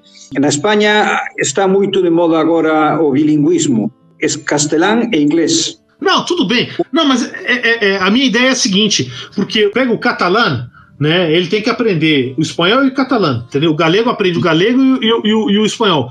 Pô, por que o madrilenho, sei lá, não aprende, por exemplo, o castelhano e, sei lá, o catalano, ou o basco, ou o galego, ou qualquer outro? É para ele se colocar, é mais uma questão psicológica, para ele se colocar na posição do outro, entendeu? Claro. A língua é um instrumento de domínio. É uma mostra do domínio dessa forma de entender Espanha sobre os que somos diferentes. É uma forma de domínio, sim. Pero é o que temos. É o que temos, é. É o que temos. Eu não sei. Isso é engraçado, mas, assim, Paulo. Quando eu morei em Valência, né? Eu lembro que estava tendo uma ressurgência dessa questão do valenciano, que é muito parecido com o catalão, né? Sim, o valenciano é muito semelhante ao catalão. Só que aí os meus amigos que eram valencianos lá, que moravam lá, eles falavam assim, a grande maioria, assim, eu nunca falei valenciano em casa, assim, meus pais não sabem falar valenciano. Aí de vez em quando eles iam pra faculdade e tinha uma questão lá da regra que tinha que se falar alguma coisa em valenciano e eles não entendiam. Sim, sabes que acontece com o valenciano? Faça uma coisa, em Espanha, porque todo explica a nossa história, em Espanha havia um reino ocidental, que é o reino de Galícia, despois seguiu com Portugal, e falava galego-portugués, havia um reino oriental, que era o reino catalão, que falaban en catalán, falaban todo o Mediterráneo español, falaba Cataluña, falaba Murcia, falaban as Baleares, falaban catalán, e falaba Valencia. E despois xurdiu, como idioma de dominio e tal, o castelán no medio. Entón, que ocorre? O castelán, para impoñer a forma política de España unitaria, quere eliminar as linguas occidental e oriental. Quere eliminar o catalán e quere eliminar o galego. Quere eliminarlos, porque considera que eso parte da dominación de Madrid sobre o resto de España. E que ocorreu con Valencia? Valencia está moi influenciado por Madrid, porque Valencia é o sitio das vacacións, das ferias dos madrileños. Os madrileños van en ferias casi todos a Valencia. Danlle moita actividade económica a Valencia. Entón, que ocorre? Que o valenciano, sí, é de origen catalán, a súa lingua catalana, pero Madrid dalle moito de vivir, porque moita xente vai ali de ferias, teñen ali loxas, teñen ali vivendas e tal. Entón, que ocorre? Que o valenciano é unha especie de catalán, digamos, máis acomodado a ese centralismo, máis concorde con ese centralismo. E claro, que ocorre? Que haberá moita xente en Valencia que deixe falar o valenciano. Ainda que eu penso que agora entre a xente nova está recuperando o valenciano, Sim. E o catalão. Quando eu fui estava começando esse ressurgimento, quando eu morei lá, mas isso faz muitos anos. Sim, creio que sim, penso que sim, Não, eu acho isso muito bom. Bueno, é muito bom, pero é um problema. Eu penso que a tendência vai ser esa tendência recentralizadora en España, todo para o centro. Se volve a ganhar a direita, vamos ter seguro, Agora, o Ramon, a gente está falando muito de Catalunha aí um pouquinho, né? Muito não, um pouquinho, né? O pessoal fala muito de independência, os castelhanos falam de separatismo. Você não é a favor da independência? Não. Da Galícia? Não, porque penso que no mundo global os pequenos países teñen moi difícil. Penso que non. Eu digo que me deixen ser como son, pero non teño por... Eu creo que estamos mellor xuntos. É máis, a Península Ibérica, para a miña opinión, de estar toda xunta, se non fora por ese centralismo madrileño que todo afoga. Ademais, en Cataluña, eu teño unha idea que Cataluña é o 20% da poboación española, algo menos, pero é o 20% do Produto Interior Bruto. España ten unha débeda de 1 billón de euros, 1.100.000 millóns de euros. Se Cataluña se separa, haberá que botar os números, as contas, e digo eu digo aos meus amigos cataláns que teñen, bueno, vos tedes dereitos e queredes a separarvos e tal, pero no momento da separación, o 1.200.000 millóns de euros que temos entre todos os españois, vos tedes deso 20%, digo eu. Ramon, deixa eu só fazer um parênteses aqui, o que a gente fala 1 bilhão em português é o billion em inglês, então é 1.000 milhões, então o que o Ramon está falando de 1 bilhão é 1 trilhão, tá? Claro, sim, em português era assim. Só para os brazucas aqui entenderem, tá? Porque se vocês só tivessem 1 bilhão de dívida, vocês estavam no paraíso. Não, pero quero dizer com isto que se um país se vai, tem que seguir com seus passivos, também. Lógico. Porque se os passivos, que são de todos, eles não os afrontam, nós temos que afrontar os que ficamos aqui. Sim. Então, eu digo, vos decides já a vosa xente en Cataluña e explicades cal é a situación. porque polos meus números, e os teño botados, he escrito algunha cousa sobre iso, son 270.000 millóns de euros o que nacería o Cataluña independente. Ten unha débeda altíssima. Ainda teria que criar embaixadas, exército, etc. Claro, saría com uma débeda terrível. Eu creo que eso non se foi explicado claramente á poboación catalana. Que ocorre? Que é unha reacción un pouco contra que España nos afoga, que non quere unha diversidade, pero hai que buscar vías de entendemento. E o presidente Sánchez, eu non voto ao presidente Sánchez porque eu voto a partidos galeguistas, pero o presidente Sánchez está intentando facer iso, está intentando tender pontes, está intentando virar un problema que leva tantos anos envilecendo a vida política española, que eso hai que afrontalo. A solución non é máis tensión, hai que desafogar esa tensión, hai que darlle canles aos catalás para que se sintan cómodos en España, e os galegos porque nos sintamos cómodos en España. Sim. Ramon, agora tem uma coisa assim, vendo um pouquinho da história recente da Espanha, toda vez que tem alguma crise, os independentistas, separatistas, eles começam a ganhar uma certa popularidade. Isso não está muito ligado justamente à crise, ou seja, a gente tem mais uma arma para combater a crise, que é, vamos declarar a independência. Claro, é muito doado dizer-lhe à gente, se tivéssemos só uma república catalana, viviríamos muito melhor. Pero non é certo. Isto é faltar á verdade. Porque os problemas non se derivan daí. Outra cousa é que, insisto, que eles teñan dereito a vivir como cataláos plenos en España e nós como galegos plenos en España. Esa é outra coisa. Mas decirlle a xente, non, temos problemas. Pero se non estuviéramos en España non teríamos estos problemas. Eso é mentira. Eso non é verdade. E están intoxicando a población catalana dicindolles iso. E eso non está ben, na miña opinión. Ademais, eu reprocho aos cataláns unha cousa. Despois da República, todos os partidos que éramos comunidades autónomas, nacionalidades históricas, tiñamos unha alianza que se chamaba Galeuzca. Galeuzca é Galicia, Euskadi e Cataluña. E o compromiso que había entre as tres nacionalidades era que a conformación do Estado e a facerlle fronte ao Estado faríamolo en común as tres nacionalidades. E que as reivindicacións serían das tres, que éramos as comunidades históricas anteriores á conformación de España. Bueno, pois os catalás romperon esa alianza. Os catalás fixeron solos o que fixeron. Nin consultaron cos galeguistas, nin consultaron cos vascos. Eles solo por a súa conta fixeron iso. Romperon un pacto tácito que tiñamos aí e que funcionara desde o final da República, que era que todas, digamos, a conformación do Estado, a conformación federal do Estado, as reivindicacións lingüísticas de linguacidade diversa, tiña que ser común para Galicia, Euskadi e Cataluña. E eles romperon con iso. Foron insolidarios con iso. Foron pola súa banda, pola súa parte sós. E non estou conforme con iso, nin estou conforme con que non lle digan a verdade á poboación de Cataluña. Ahora, creo que eles teñen dereito ao que queiran. No referéndum, que se pronuncian, eu defendo que queren ser independentes, que o sexan. Se eles queren, que o sexan. Ahora, se o son, pagando o que lles compre. Eles teñen que pagar a súa parte da débida. Mas a impressão que eu tenho é que é a mesma coisa, né? Você busca essas soluções fáceis, né? Você acha que você, pegando a independência, vai resolver todos os seus problemas, né? Não, soluções fáceis. Voltando àquela massa. Assim, eu acho até que você vai falar. Mas vamos lá. É o que eu já falei várias vezes, né? Então, todo problema complexo tem uma solução simples, elegante e errada. Exatamente. E perguntem a Bolsonaro, não? Exatamente. Que para ser o primeiro dia já estive bem. Foi. Aprendi muito hoje. Eu queria, antes da gente encerrar, eu gostaria de perguntar sobre a Torre de Hércules. A Torre de Hércules é um faro. Eu vejo desde a minha casa as luzes da Torre de Hércules. Sim, é um faro muito importante. Vamos ver, é anterior aos romanos, dicen.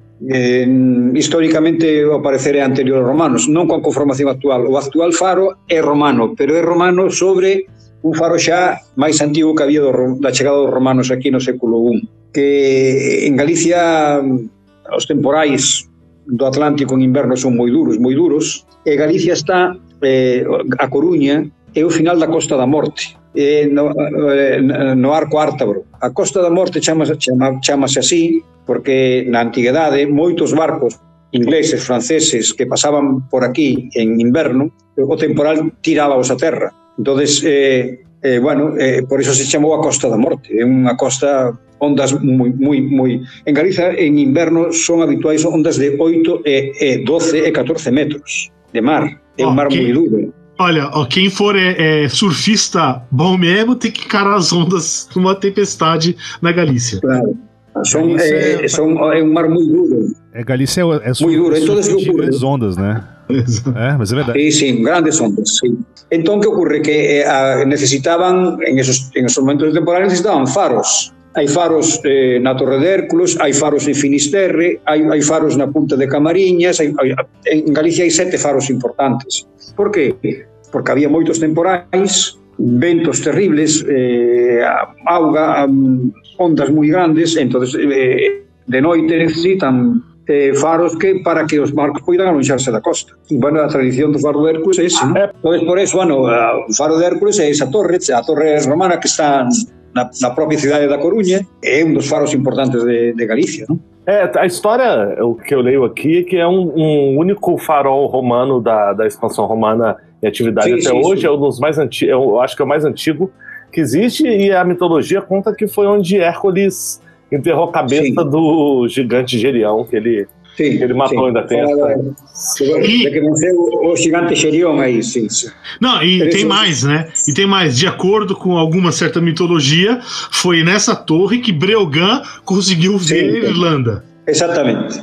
E pelo que o seu filho It foi a Irlanda, a conquistar Irlanda, esas terras, sim. Dicen que, non sei, sabedes, bueno, non sabedes, aquí en Galiza sempre tivemos moita relación con ese mundo anglófilo. Nas propiedades de terra, nas escrituras, non sei se se dice así en Brasil. Sim, exatamente, escritura.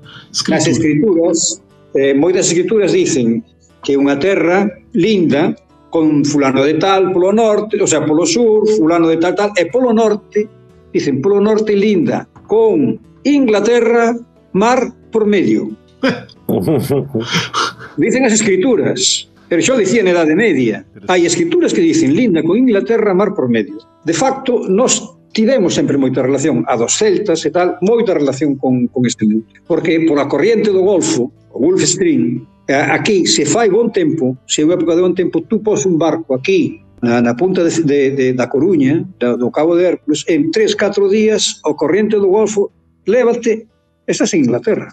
Só, non tens que facer nada. Entón, eso favoreceu ese contacto. É moi antigo ese contacto. E claro, eu insisto, eso que dicen o libro das invasións, que é un libro fundamental, os irlandeses coñecen, é deles, está escrito en gaélico, relatan iso, relatan a chegada dos homes do sur, que eran os nosos homes do sur, vamos, os nosos anterros. Entón, sí, a tradición tamén dice que foi Breogán quen viu desde a Torre de Hércules a Eirín, que era a terra deseada, Eirín chamaban eles, Irlanda, e que embarcou aquí o seu fillo It, e que foi unha expedición a Eirín. Hai provas históricas de que algo disso houve. Eu acho que, pra gente terminar, a gente não pode falar sobre a Galícia sem falar sobre a culinária.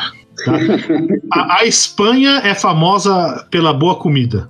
E mesmo na Espanha, a Galícia é considerado um dos melhores lugares para comer. Primeiro, assim, a primeira coisa, acho que se alguém for para a Galícia, que eu recomendo para todo mundo, visite o mercado de frutos do mar. Sim. Para um brasileiro vai ser um negócio maravilhoso. Assim, a variedade, a quantidade é algo impressionante. O peixe em Galícia sabe como é próprio de estar no meio do Atlântico, sim. Outra coisa que eu gosto muito são os queijos da Galícia. Sim. O mais famoso deles é o tetilla. Sim. Tá? Se eu fosse fazer uma analogia aqui com o Brasil, seria o queijo de Minas padrão. Tá. Tem um outro que é o que eu mais gosto, é o Arsua Ulloa. Sim. Imagina um queijo de Minas meia cura, cremoso, assim. Tá? É bom demais. Continuando o paralelo, né? Você tem o San Simão da Costa, que eu acho que é tipo um tetilla defumado, que é algo muito comum também nos queijos de Minas, defumar o queijo. Uhum. Qual que é o prato típico da Galícia? Também é muito bom o queijo do Cebreiro, hein? Cebreiro, putz. Cebreiro é uma vilazinha no caminho de Santiago, bem alto, esse é um lugar bem bonito. Dices, o prato típico en Galicia, o mar, fundamentalmente o mar, máis prioritario o mar. Polvo á feira, é un prato moi popular en Galicia. Polvo á feira. Como é que é isso? O pulpo, polvo, galego, Polvo, non en portugués polvo. Polvo. Bueno, o polvo cócese e despois cócese dependendo do tamaño do animal, do polvo, pero uns 40 minutos ou se é máis grande o doble.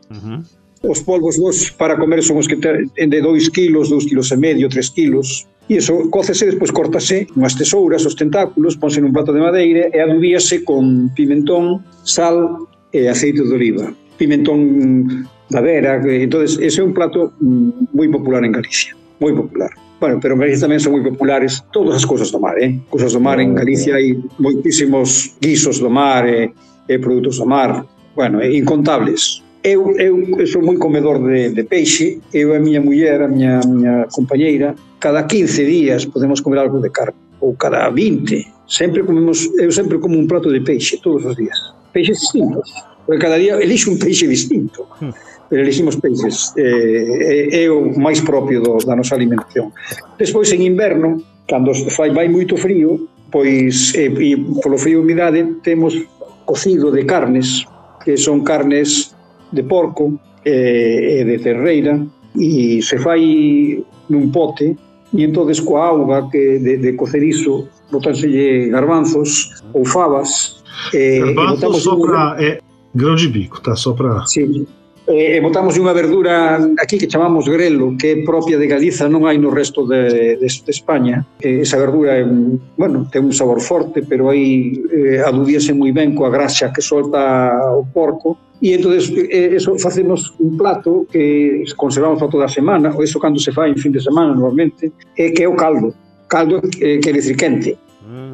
Entón é un plato primeiro, é moi popular en Galicia, o caldo derivado dese pote, dese cocido. Entón ese caldo leva, insisto, esa verdura que se chama o grelo, leva pataca, un pouquiño de pataca cocida, e leva fava ou garbanzo, e, bueno, un plato quente, que é un plato que está moi rico, nos gustamos moito, e que te permite soportar o frío moi ben e a humedade. Tá, só um parênteses, pataca é batata. Sí, batata, o grelo non creo que exista en Brasil ninguna cousa parecida. É do nabo, pero a parte verde, da remolacha, dunha especie de remolacha, pero é a parte aérea, o que comemos, é a parte, a verdura, a berza. E iso é moi habitual aqui en Galicia.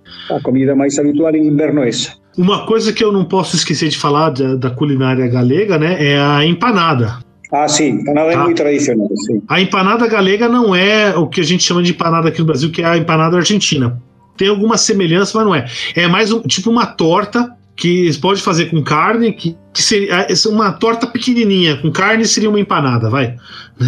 Ou com legumes, peixes ou crustáceos, tá? Sim, sim.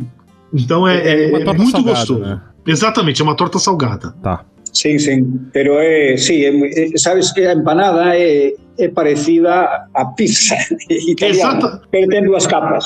Tem duas capas, exatamente. Tem pão por abaixo e pão por cima. O condimento non é o mesmo que o da pizza. O habitual é que se va con cebola, pimentón e se lle engada no peixe. É moi habitual pois a sardinha pequena ou o polvo, ou berberechos. Tamén se fai con atún, é habitual, tamén se pode fazer com carne, o sea, pero as empanadas que máis son as de peixe. Eu tô ficando com fome com esse assunto, viu? Já rolou, já fodeu.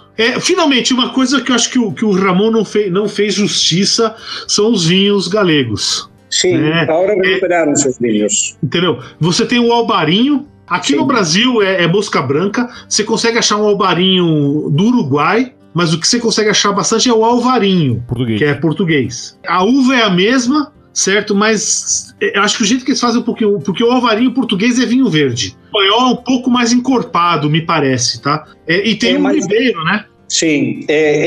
Agora há duas variedades também em tintos Mencía, que é unha variedade que está conseguindo o triunfo en toda Europa, Mencía tinto, é un viño tinto, e en blanco hai un blanco que tamén é moi bon, que é o Godello, fora do Ribeiro. Isto está na zona de Ourense e son viños moi bons tamén. Isso eu fiquei curioso, hein, porque o vinho que eu mais gosto, assim, a região que eu mais gosto de vinho é o Rueda, né? Rueda, bueno. Que faz basicamente com um verdejo, né? Sim, né? sim. Que é um ovo sensacional. Né? Então é interessante. Hoje o que eu mais gosto é o Alvarinho, não tem jeito. Eu também gosto, mas eu ainda sou mais do Rueda. Bueno, o Rueda é um vinho muito forte, tem muito corpo. Sim, exatamente. Sim, eu também gosto do Rueda, pero pode-se tomar muito pouquinho, é um vinho muito forte. Sim.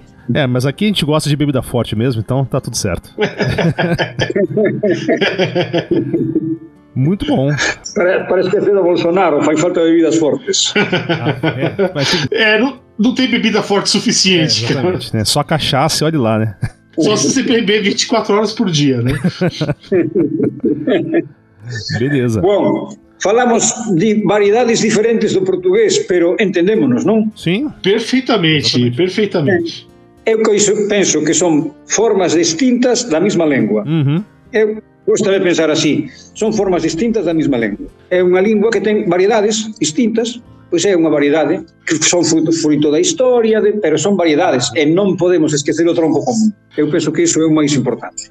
Bom, Ramon, você está convidado para vir para o Brasil quando o fim do mundo acabar. Está convidado para vir para cá. A gente vai levar você para conhecer algumas coisas aqui. Tá? Será um prazer imenso. Bueno, a ver se tem oportunidade. Assim que puder também eu quero conhecer a Galícia, né? Inclusive que eu quase fui para Galícia uma vez, né? Porque eu estava em Portugal. Assim. E meu plano era subir pro norte e chegar até a Galícia. Só que a festa em Lisboa tava tão boa que eu acabei ficando por lá. Fazer o quê? Não, mas festar mais aqui que em Lisboa ainda, né? Bom, eu não consegui chegar, né? Esse que é o problema, mas na próxima oportunidade eu chego. Juro que eu chego lá. Pois se vier, pois fala para mim. Com certeza. Muito bem. Bom, senhores, algo mais? Pô, acho que a conversa foi boa hoje. Né? Bueno, foi boa e longa. Longa e demorada. Bueno, é longa e demorada, então, mas foi boa. Despedímonos dicindo uma coisa galega que a mim gusta-me muito. Em galego não dizemos abraço, isso é castelano. Em galego dizemos aperta. Aperta? Aperta. Gostei.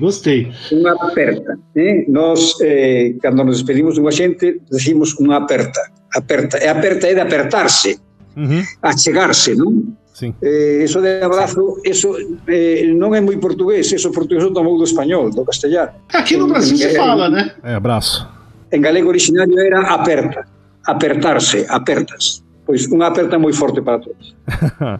Obrigado, Ramon, por trazer um pouco da Galícia aqui pra gente, né? Que a gente conhece tão pouco, né? Mas que também influenciou nossa cultura e tem um tronco comum, né? Um tronco cultural irmão. Sim, somos irmãos, sim. Muito bem. Bom, André, o que você tem de recomendação pra gente hoje? Cara, hoje eu tenho um filme só pra recomendar, que foi um filme que me marcou pelo momento que ele apareceu na minha vida. Esse filme é de 2010, mas ele apareceu na minha vida em 2014 e chama The Way, né, traduzido como O Caminho, em português. Cara, o diretor desse filme é o Emílio Esteves, ele também faz parte desse filme. Ele contracena com o pai dele, né? O Martin Sheen, que as pessoas vão conhecer como o pai do Charlie Sheen. O Emílio Esteves não, como pai? Não, para de falar asneira, cara. Porra, o Martin Sheen é o cara do Apocalipse Sinal, mano. Não é o pai do Charlie Sheen, cara.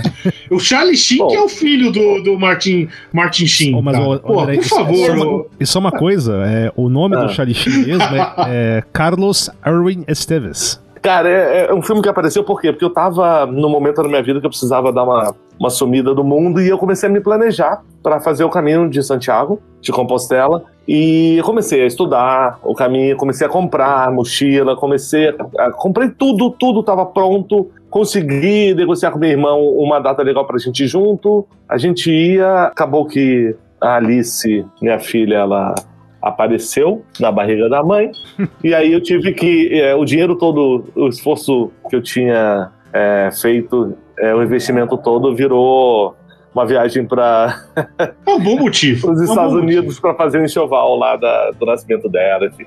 Mas esse veio e é sensacional porque assim, de novo, é amor, gente, apesar de meio trágico.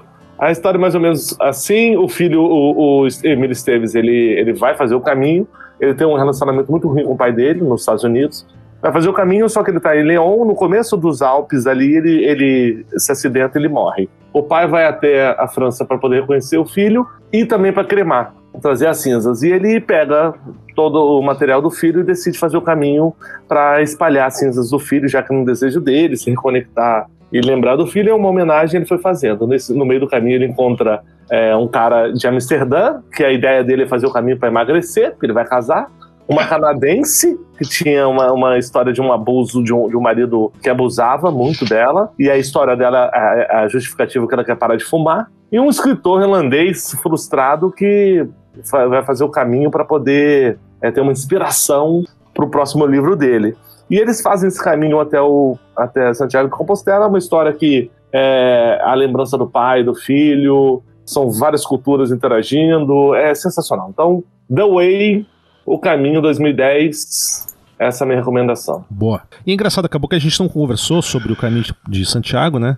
Uma das minhas recomendações é assim, eu vou botar um site, é um videozinho curto, que é do Ariano Suassuna, né, escritor brasileiro, conversando com um galego, né? E ele trouxe um fato que é muito interessante, né? Que o braço da Via Láctea, que é visível, né? Que a gente consegue ver no céu noturno. Em cidade é impossível, basicamente, mas se você vai pro campo, você consegue enxergar. Diz que essa vista da Via Láctea no céu do sertão brasileiro era chamado de Caminho de Santiago. Curioso. Deve estar no Alienígenas do Passado, que é tema de um próximo podcast. Com certeza. Eu não tenho muita recomendação não, cara. Pra ser bem sincero, assim, eu acho que um livro que tangencia um pouco do que a gente conversou hoje aqui é o Raízes do Brasil, do Sérgio Buarque de Holanda, porque a gente falou um pouco dessa questão, assim, do Brasil, porque que o Brasil tem, sabe, é um grande território que fala só português, né? E aí ele pega um pouco dessa questão, que ele, é claro, estuda um pouco discutível, né?